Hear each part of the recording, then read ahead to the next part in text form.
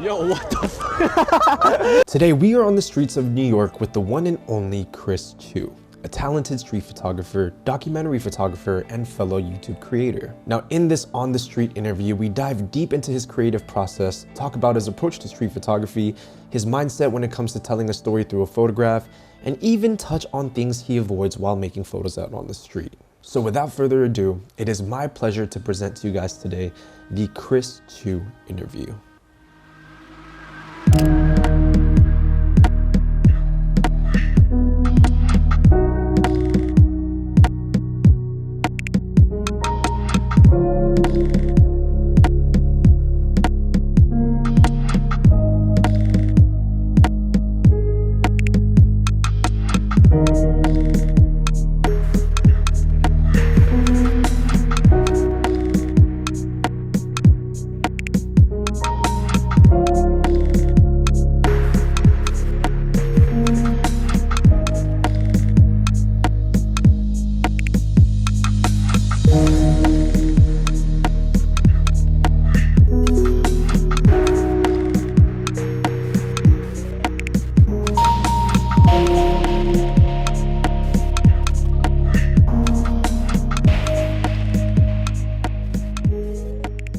God, I really hope that does not stop recording.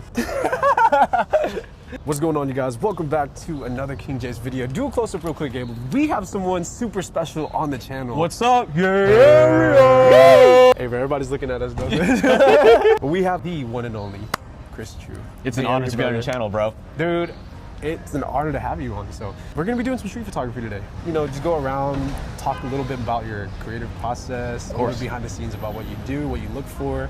And yeah, just kind of show your photos on the channel. Just do a highlight of you in New York, because you just moved here, right? Yeah, it's only been like 2.5 months, but it's been a really good 2.5 months. Yeah. Have you adjusted already? Oh, there was like literally no adjustment. Like right when I landed, it was like hit the ground running. Everything just like kind of fell into place. It was perfect. Yeah.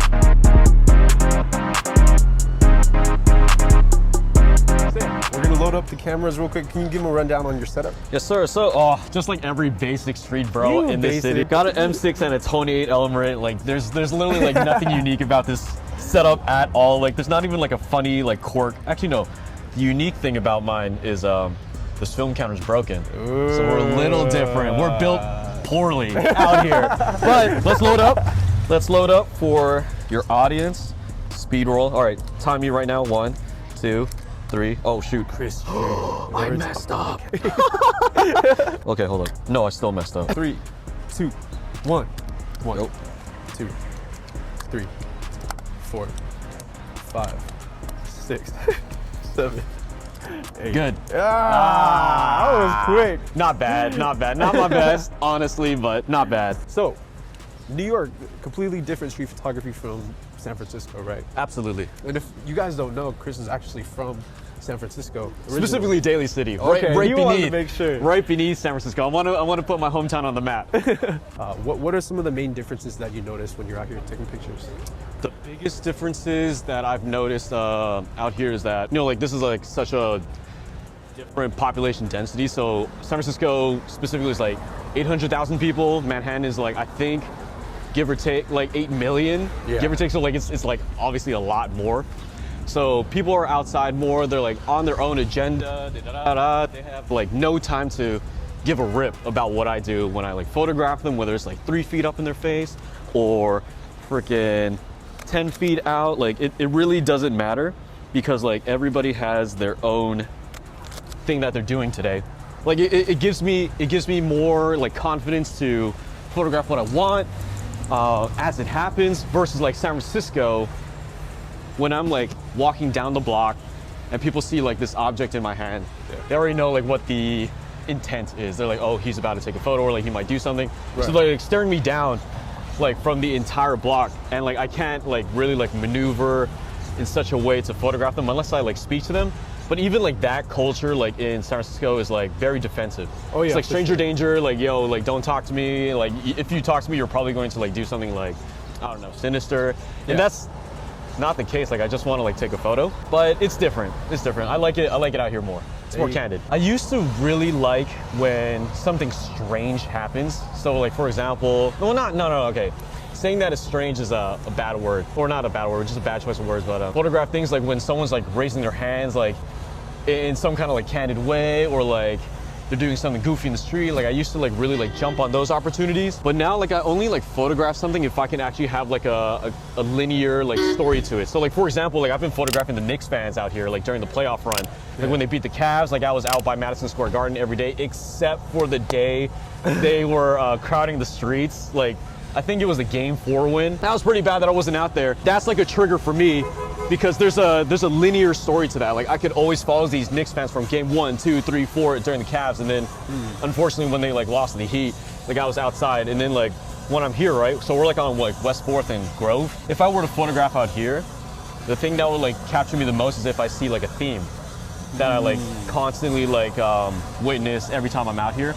I like to be around like Greenwich and West Village for some of like the more casual street photography that I do, but there's like a lot that goes into it. It's really hard to describe. I'm sure like you could relate. Like it's hard to describe what actually like kind of blips like your creativity. Yeah. You kind of just see it, you like it, and then you go for it, right? Yeah. That's interesting. So when you make photos and whatnot, you think more of in a sense of like I'm gonna create a set, or is it just like if you see something you like, you just go for it? How does that work for you? It's definitely a mix of both, right? Like I definitely lean more towards if I can make a set. I think that started because I really wanted to focus on making art that lasts. I mean, like you and I are like both in the YouTube space, and our videos like they are out there on the internet for forever, right? Right. But it's really hard to say that our videos have like lasting impact on anything. Right. It's really hard to determine that. Of course, like it could be determined by the view count or whatever. For me, currently in my 3rd year of YouTube, it's just kind of like, you know, what really matters right now, like my artistic pursuits and my like creative process. So making these like one-off videos about this tutorial about how to make this photo like was cool and all, like back when I really wanted to grow. Now I want to make like a whole body of work, kind of like how most people roll out their photo books, roll out their albums. When I'm out here, this is fun practice. I could like practice the zone. I could practice my like mental settings, my reflexes. Like that's like the practice of like a recording artist going in, writing like a couple lyrics down and like practicing that. But it's just practice. Like, I want to make my first like quote unquote debut album, which I'm aiming towards releasing next year. Okay. So this is like all fun. Like this is the playground like I practice, but it's not what I necessarily like aim to do like every day.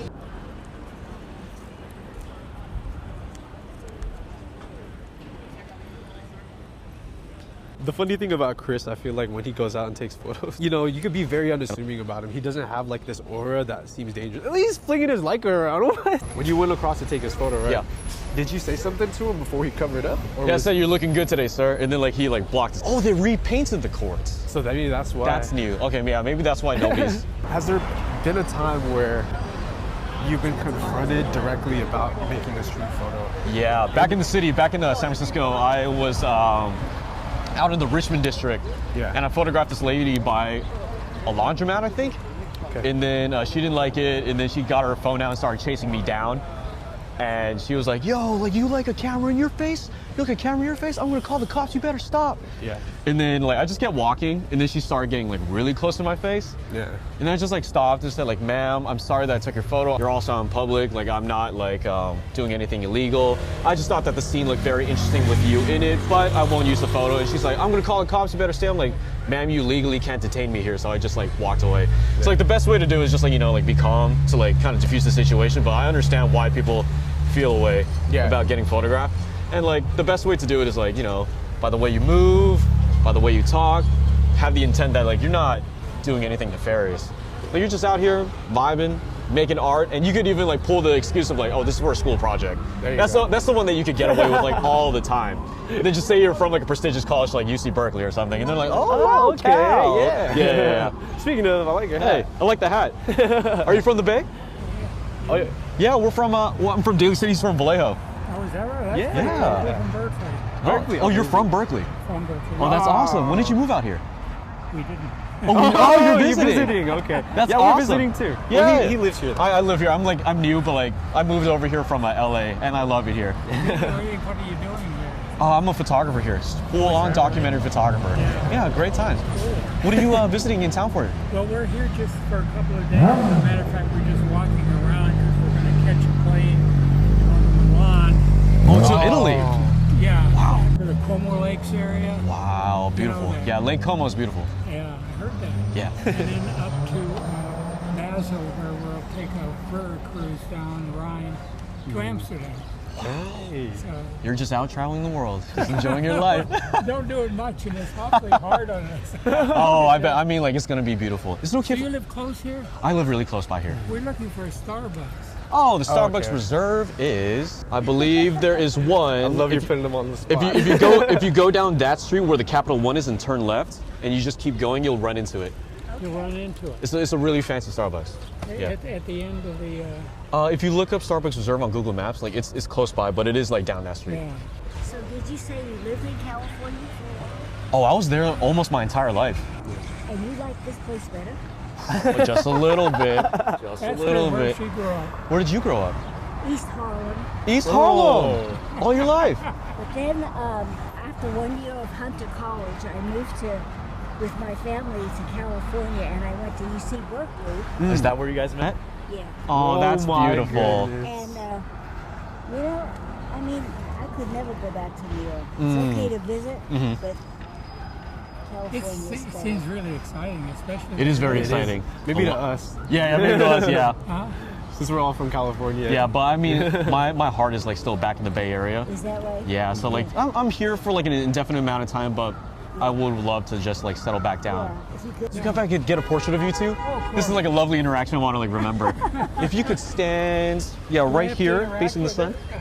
it. Is this your sub photographer? Oh yeah, he's recording a video for him actually. Oh, is that right? Okay. I'll put Yeah, it we'll have in, you like so- right in front of here, and then arm right around each other. This is so lovely. And here we go. 3, 2, 1. One more. 3, 2, and 1. Where can I send this to you? Thank you. I will email those when this film gets developed. What's your name? I'm Chris. Chris. What's your I name? have a son named Chris. Oh, is that right? Yes, I do. Great name. Handsome name. I'm Jonathan. Yeah, it is. It is a good name. Jonathan. Jonathan. So, and this is Barbara, and I'm Barbara. Joe. It is an absolute honor to meet you guys. fellow California native. Oh. Everybody's nice here. Yeah. Yeah, it's Maybe great. it's just a village.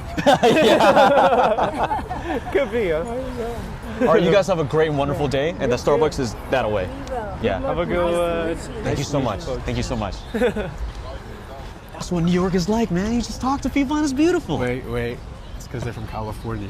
Oh, that is true. That's no way. Those are from Cali. All right, we're at Washington Square Park, which is like one of those like hotspots for street photography. I would say like the main 3 hotspots that I've seen in my short amount of time living here is here, Washington Square Park, Herald Square, and Times Square? Oh, you're no, Times Square is actually like not that much of a hotspot because I think like it doesn't fare well to the quote unquote like timelessness that some street photographers are into because like the LED panels are all over the place, so the photo always feels dated. Okay. Versus like Herald Square, like you get like a little bit less of that. But yeah, Washington Square Park is like where you would find like most of the people that you've like seen online or like whatever. But like everybody's kind here. Like once you see like homie with like a Leica across the fountain, you're like and then like, you gotta like make eye contact and then you start talking to each other. Yeah, I've seen so many like different photos of this park itself, and it's always super different. Yeah. I mean, it's like a really beautiful place and everybody gathers here. Like if I were to like draw a parallel between here and like back home, it's like Dolores Park without the hills. Oh, really? Yeah, That's this what is you guys this do? is very similar to Dolores Park. Like just like the type of crowd that like comes here and the amount of people that show up on a sunny day. Yeah. Is very Dolores Park-esque. Have you ever been recognized in this park? Because I know you get recognized in other places. Yeah, in this park a lot. For sure, Yeah. I personally like to pick spots that don't have too many street photographers in, just so I can like work uninterrupted.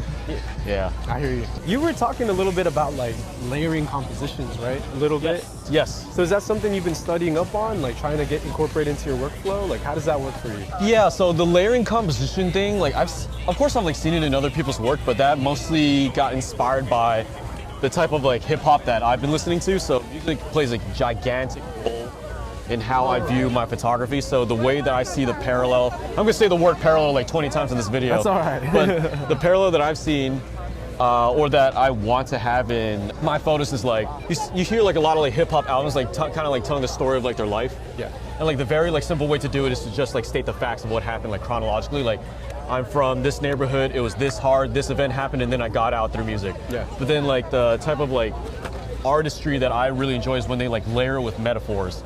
And like not in a corny way where they kind of like say like this is like this and this is like that, but they kind of either do it like through a hyperbolic statement, they do it through like imagery of something else, an illustration. Like Kendrick Lamar is a beautiful artist who knows how to do that, especially in Good Kid, Mad City. So the way that like I see my photos in layering is kind of like, how do I like add metaphor, not like real metaphor, but Sure. kind of like create it in a way such that you don't just see the photo and like understand it in like less than 1 second.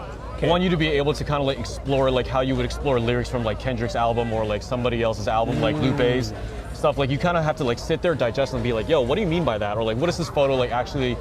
What is this photo actually trying to say? So that's how like I am kind of developing that for my own work. Yeah.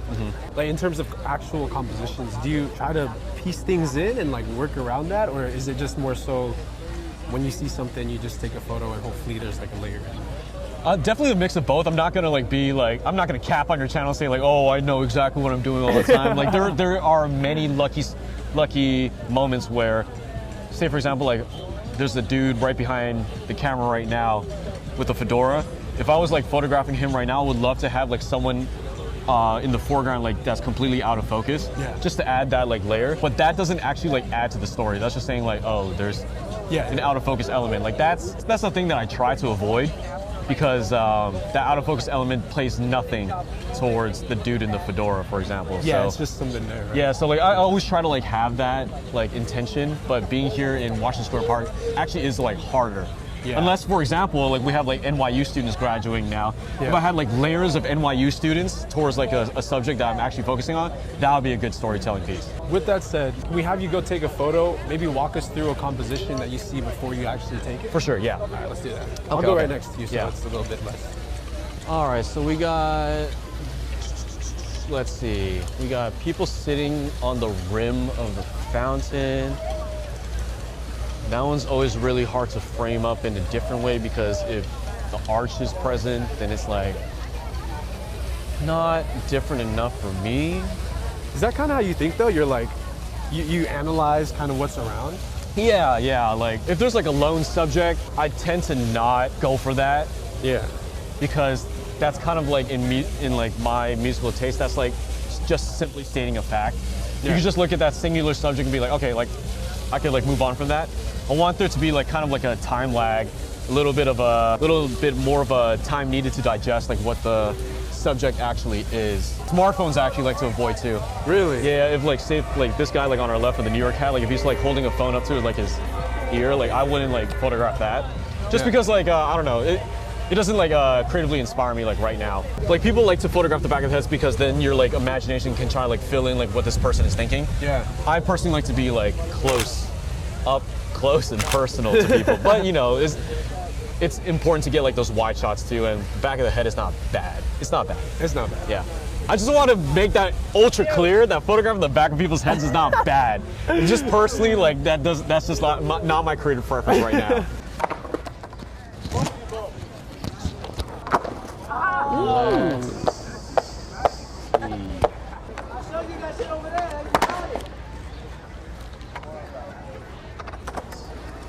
You guys out here every day? I am, but I'm new to New York. This is my boy. He's showing me around. Oh yeah? You born and raised? Minnesota? Nah, I was born in Puerto Rico. Oh, Puerto Rico. I'm also new to the area. I'm like 2.5 months in. Oh!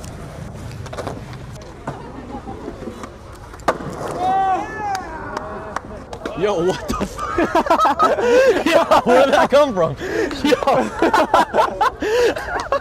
You currently have any inspirations? Inspirations in where? Just photo. Oh, photo Streetwear. inspirations. Let's see.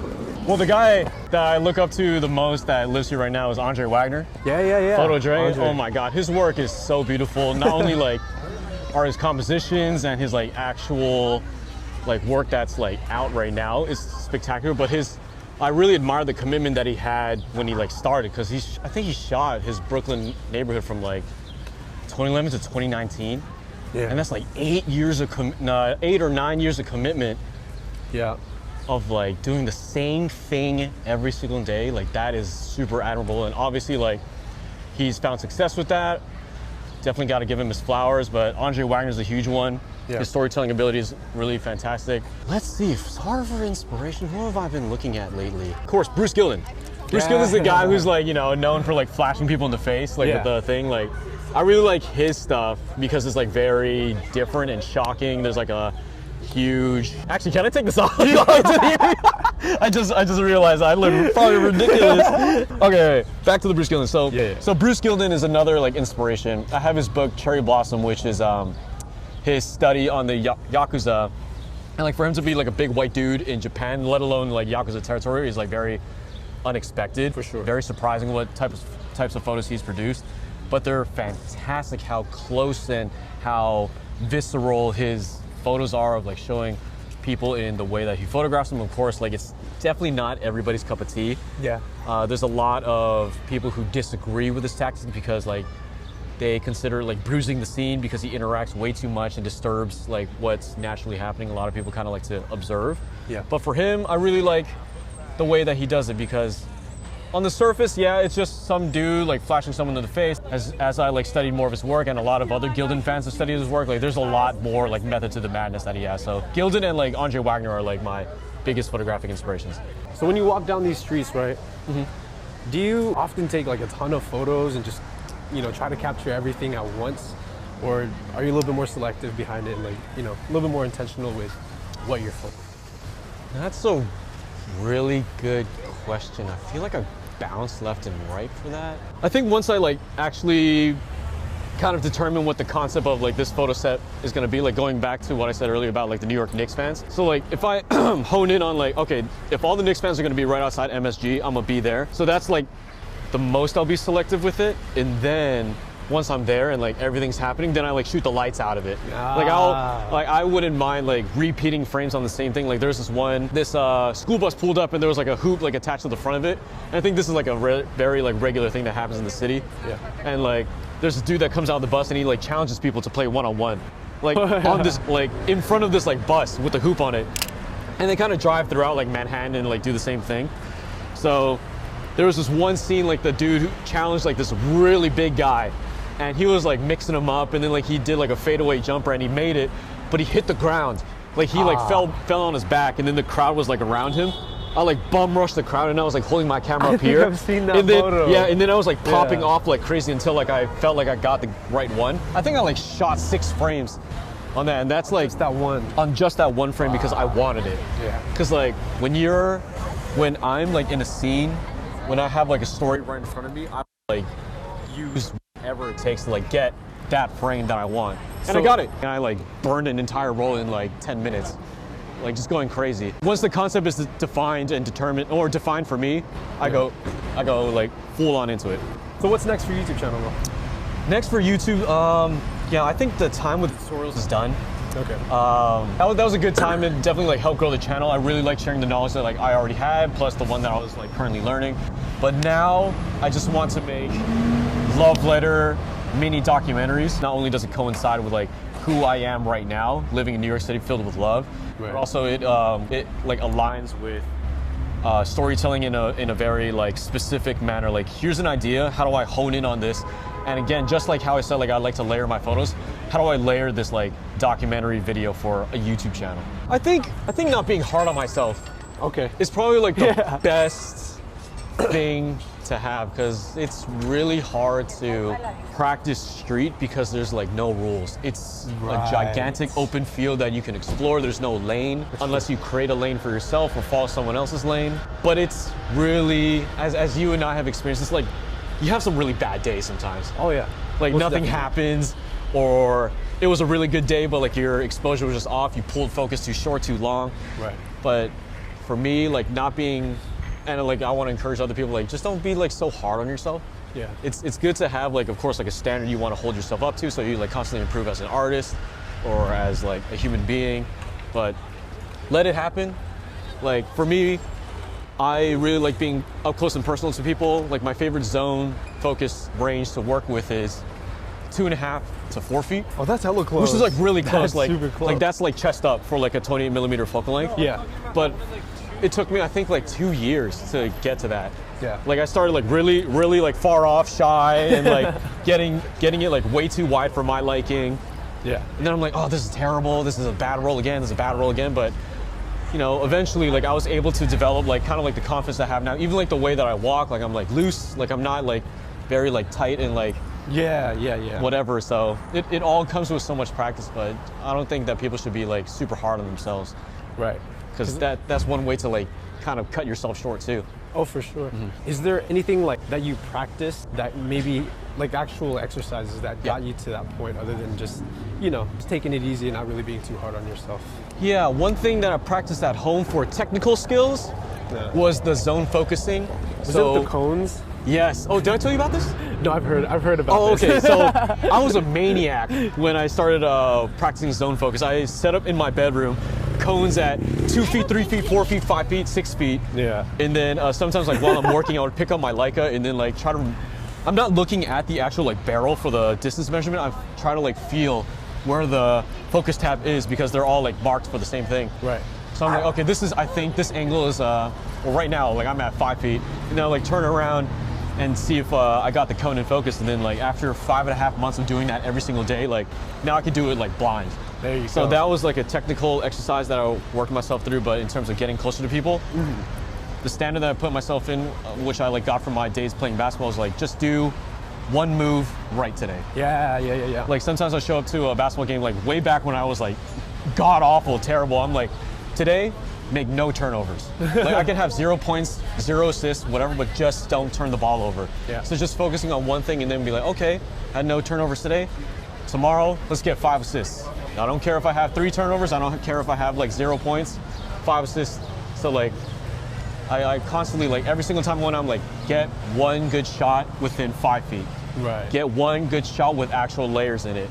Get one good shot with no back of the head or whatever. So, you know, that's kind of like how I slowly built myself up with like the blocks that I have now. So within that, I noticed you're using a lot of structure. You know, you're kind of singling out certain details, smaller details that Right. you can work on every single time. So do you think structure plays a big role overall in your photography? I would say, yeah. Everybody has their own methods to their own madness, but I approach a lot of like my artistic endeavors as like an athlete, because Yeah. that's how I grew up. Like it was very like regimented practice,